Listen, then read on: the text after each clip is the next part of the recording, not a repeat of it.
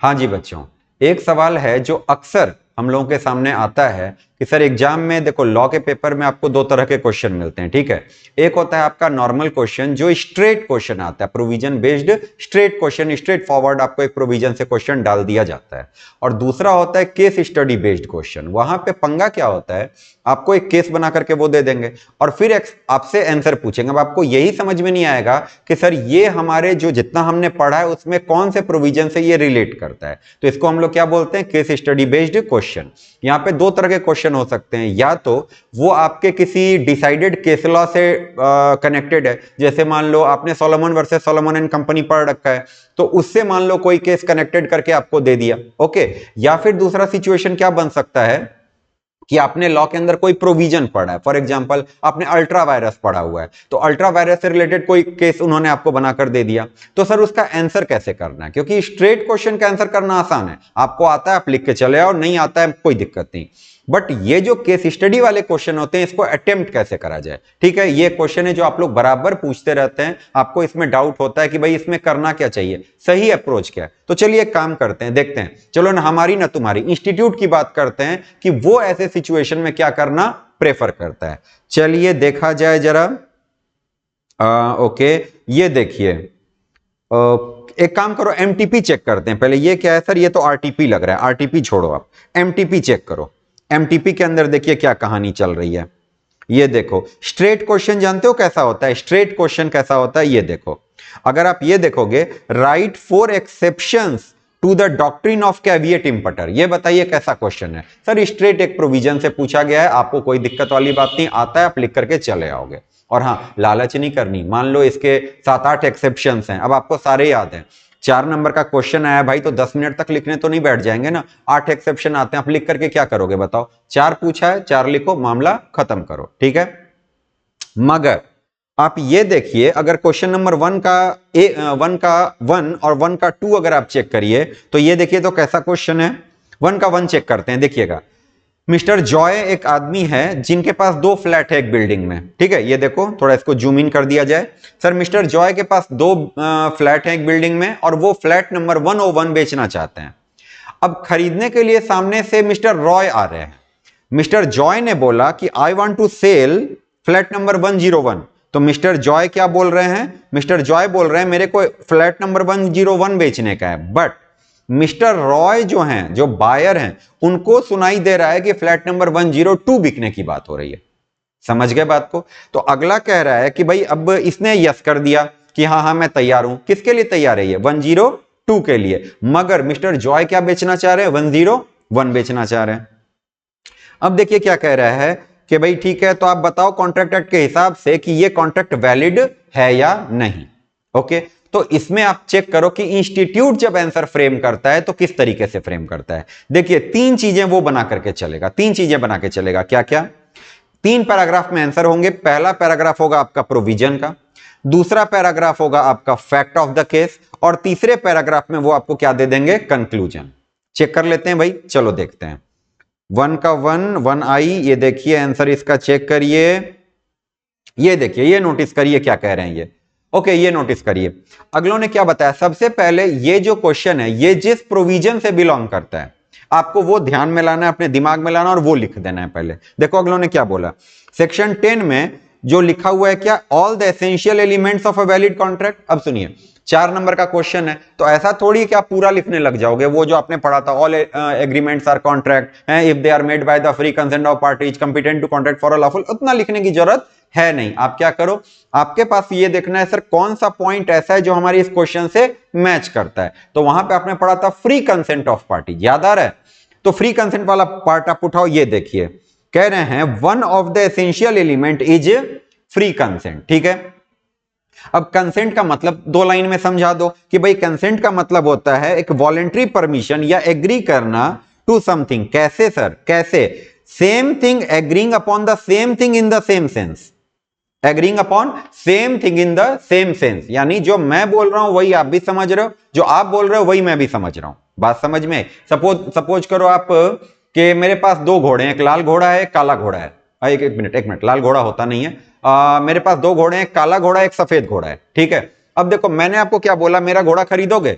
अब मेरे दिमाग में चल रहा है कि मैं आपको काला घोड़ा बेचना चाह रहा हूं, बट आपने मेरे को कभी बाजार में घूमते हुए देख लिया था किस घोड़े पे? सफेद घोड़े पे। तो आपके दिमाग में क्या चल रहा है कि यार मेरे को सफेद घोड़ा खरीदना है, बिकॉज सर के पास कौन सा घोड़ा है? सिर्फ सफेद घोड़ा। बात समझ में आई? तो यहां पे देखिए, क्या ये कहा जा सकता है कि मैं जो सोच रहा हूं वो आप समझ रहे हैं, या आप जो सोच रहे हैं वो मैं समझ रहा हूं? बिल्कुल नहीं। देखो यहां पे ऐसा नहीं कोई कोअर्जन है, कोई अनड्यू इन्फ्लुएंस है, कुछ भी नहीं है, लेकिन फिर भी यहां पे फ्री कंसेंट नहीं है, बिकॉज कॉन्ट्रैक्ट यहां पे क्या है? वेग है। आप जो बोल रहे हो मैं नहीं समझ रहा, मैं जो बोल रहा हूं आप नहीं समझ रहे। तो देखिए क्या है, पहला पार्ट अगलों ने क्या किया? प्रोविजन लिख दिया पूरे का पूरा। ये देखो प्रोविजन अगलों ने समझा दिया कि कौन सा एक्ट लगता है, कौन सा सेक्शन लगता है। सेक्शन याद रह जाए बहुत अच्छा, नहीं याद रहे कोई दिक्कत वाली बात नहीं है, बिल्कुल दिक्कत वाली बात नहीं है। चलो अगले पैराग्राफ में ये क्या करेंगे, देखिए तो इन्होंने क्या समझा दिया आपको? Fact of the cases. Provision के बाद क्या करा अगलों ने? Fact of the cases. चलो देखते हैं इसमें क्या है। In the present case both the parties have given a free consent. ठीक है सर, कोई जोर जबरदस्ती वाली बात तो है नहीं, लेकिन they are not consenting for the same thing in the same sense. एक सोच रहा है 101, एक सोच रहा है 102 है जी। Mister Joy want to sell flat number 101 और mister Roy has agreed to buy the flat number 102। समझ गए? तो यहां पे अगला, अच्छा इफेक्ट वाले में बहुत ज्यादा दिमाग नहीं लगाना आपने, बहुत ज्यादा दिमाग नहीं लगाना कि ये पूरा क्वेश्चन लिख दे दोबारा से, ना ना ना, एक आध लाइन में आप बस लिख दो कि क्वेश्चन में पूछ क्या रहा है, काफी है, मोर देन एनफ। फाइनली आपका आंसर का तीसरा पार्ट। तीसरा पार्ट में क्या है आपका? कंक्लूजन। तो हमने देखिए यहां पे क्या करना है, सबसे पहला पार्ट हमारा हो जाएगा क्या भाई? प्रोविजन। सबसे पहला पार्ट हमारा प्रोविजन, फिर फैक्ट ऑफ द केस, और फिर फाइनली आप क्या लिखोगे? कंक्लूजन। और एक बात याद रखिएगा, कंक्लूजन जब आप लिखेंगे बहुत धमका के मत लिख देना, ये नहीं सर ऐसे ही होगा, ऐसे ही होगा, नहीं, दिस विल बी डन आप नहीं करोगे, दिस शुड बी डन। समझ गए बात को? आपको सजेस्ट करना है, आपको अगले को ऑर्डर नहीं देना है। तो चलिए अगलों ने क्या लिखा है कि hence the agreement should be invalidated at the Inception only, यानी वॉइड एब इनिशियो, शुरू से ही वॉइड है, ये शुरू से ही, ये सुपरवेनिंग इम्पॉसिबल। समझ रहे हैं आप? सारा केस समझ रहे हैं? ये क्या है, एक होता है वॉइड, जो void from the beginning, void एब इनिशियो, और एक होता है जो बाद में चल के वॉइड होता है, सुपरवेनिंग इम्पॉसिबिलिटी आ गई। तो ये कौन सा केस है? ये शुरू से ही वॉइड आपका चल रहा है। आप ये लिख करके चले आइए, because both the parties did not agree about the thing in the same sense. ये कुछ और सोच रहा है, वो कुछ और सोच रहा है, तो both the parties did not have the mutual consent, therefore this is not a valid contract. मामला खत्म। समझ में आ गई बात आपको? तो तीन चीजें एक बार रिपीट करेंगे, क्या क्या करना है अपने को? प्रोविजन, फैक्ट एंड कंक्लूजन, याद रहेगा। बट इसमें एक चीज और सोचने वाली है, इसमें एक बात आपको दिमाग में और रखना है, वो क्या? सुनिए, ये हमने क्या करा है, ये देखो एमटीपी है, ये भी हम लोग डिस्कस करेंगे और इसका वीडियो भी चैनल पे अभी आएगा, वो चेक कर लीजिएगा एक बार। ये जून 22 का जो लेटेस्ट एमटीपी है, वो मार्च 22 वाला हमने डाल दिया है, वो वीडियो भी आप जाकर के चेक कर लीजिए। एमटीपी हमने सॉल्व कर दिया है, और ये सेकंड जो सीरीज है एमटीपी का, वो हम लोग सॉल्व करके डालने वाले हैं। ठीक है, सो मेक श्योर कि आप दोनों वीडियोस देख लें। अब देखिए क्या है यहां पे, एक जैसे आरटीपी देखते हैं, ये आरटीपी देखो, आरटीपी के अंदर अगेन अगेन अगेन अगर आप नोटिस करें तो क्वेश्चन नंबर 1 का जो पार्ट 1 है और पार्ट 2 है, पार्ट आई और पार्ट डबल आई, वो आप देखोगे कि केस स्टडी बेस्ड क्वेश्चन है, बट जो तीसरा वाला आता है वो कौन सा क्वेश्चन होता है? स्ट्रेट क्वेश्चन होता है। ठीक है, एक वीडियो हम लोग इस पर भी लेके आएंगे कि जो हमारे सारे क्वेश्चंस होते हैं वो किस टाइप के क्वेश्चन आते हैं, उस पर एक वीडियो अलग से आएगा, बट ठीक है फिलहाल के लिए देखो। तीसरा क्वेश्चन अगर आप देखिए तो स्ट्रेट क्वेश्चन है, क्या? A breach of condition can be treated as a breach of warranty, खत्म बात। कहते हैं इसका आप क्या बताओ, इसको एक्सप्लेन करो। तो इसमें कोई केस स्टडी वाली बात तो है नहीं, ये एक स्ट्रेट क्वेश्चन है, आपको आता है तो आप लिख करके चले आएंगे। ठीक है, अच्छा 4 नंबर का क्वेश्चन है, 6 मिनट में 7 मिनट में जितना आपको आता है आप लिख करके चले आओगे। क्लियर है?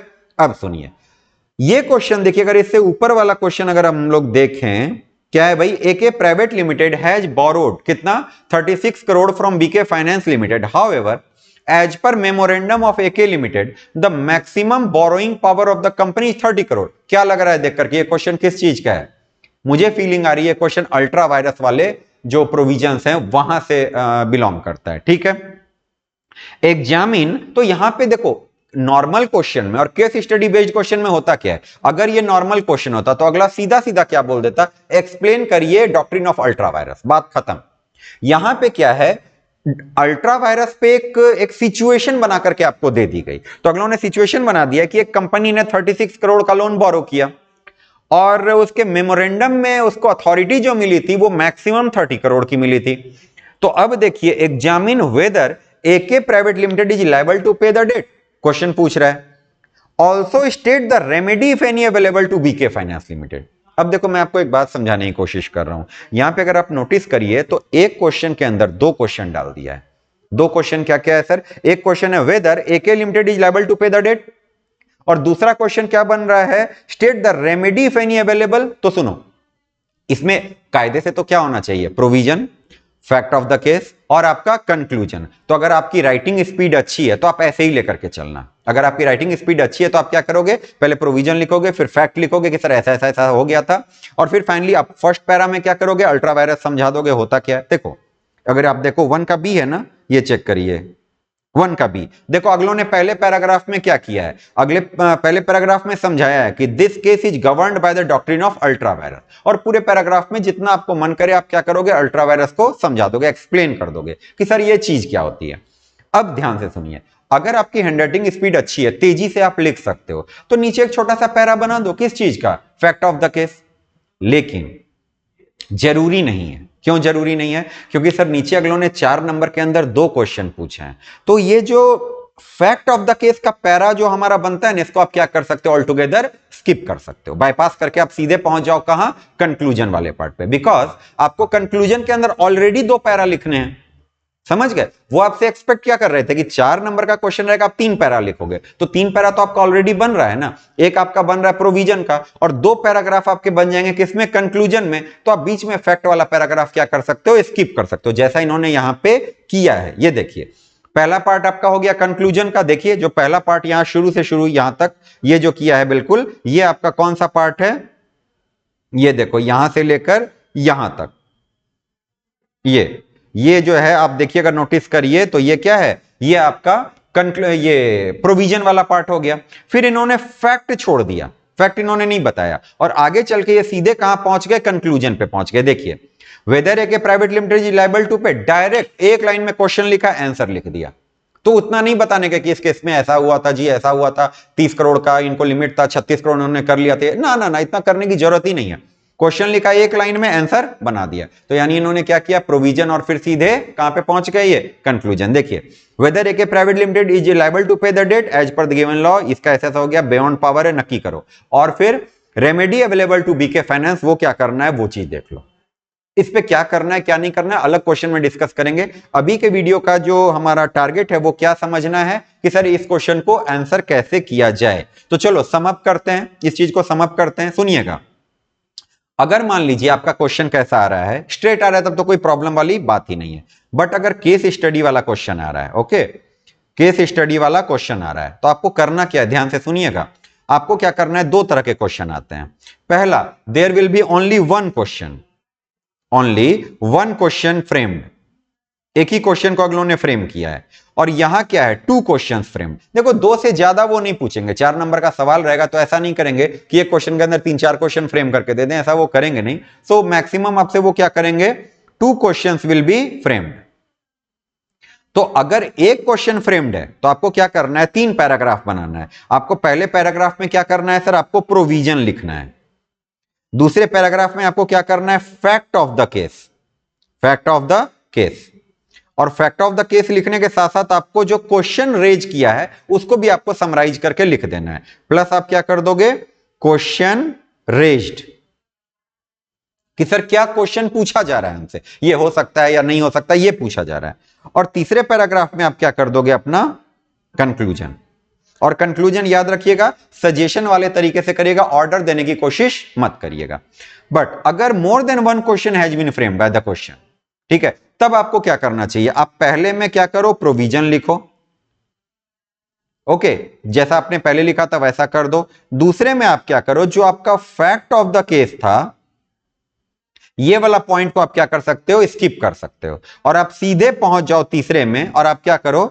आप क्वेश्चन रेज करते जाओ, क्वेश्चन रेज करते जाओ, आप एक एक लाइन में उसको लिखते जाओ, और साथ में क्या करते जाओ? आप कंक्लूजन लिखते जाओ। बस मामला खत्म। बोलिए, समझ में आई बात आपको? इससे क्या होगा, आपका समय बचेगा। हाँ, अगर आप बहुत तेजी से लिखते हो, आपकी राइटिंग स्पीड काफी अच्छी है, तो आप ये वाला तरीका भी अपना सकते हो। 2 क्वेश्चन वाले में भी कोई दिक्कत वाली बात नहीं है। बट आपको अगेन ध्यान रखना है कि भाई सिर्फ एक क्वेश्चन तो बनाना नहीं, हमें और भी क्वेश्चन अटेम्प्ट करने हैं, तो टाइम का हमें ख्याल रखना होता है। समझ गए? तो ये चीज है हमारी। अगर आपको इस टॉपिक से रिलेटेड और कोई डाउट आता है, आप कमेंट सेक्शन में पूछिए, उसको एड्रेस करेंगे हम लोग। और आप जो है अपनी पढ़ाई को पूरे अच्छे तरीके से 110% जो आप अपनी एफिशिएंसी दीजिए, टॉप गियर में अपनी पढ़ाई को लेकर चलिए और कोशिश करिए कोई भी नॉन वैल्यू एडेड एक्टिविटी अगर आपके जीवन में चल रही है उसको मिनिमाइज करें, या हो सके तो बिल्कुल क्या कर दें, एलिमिनेट ही कर दें।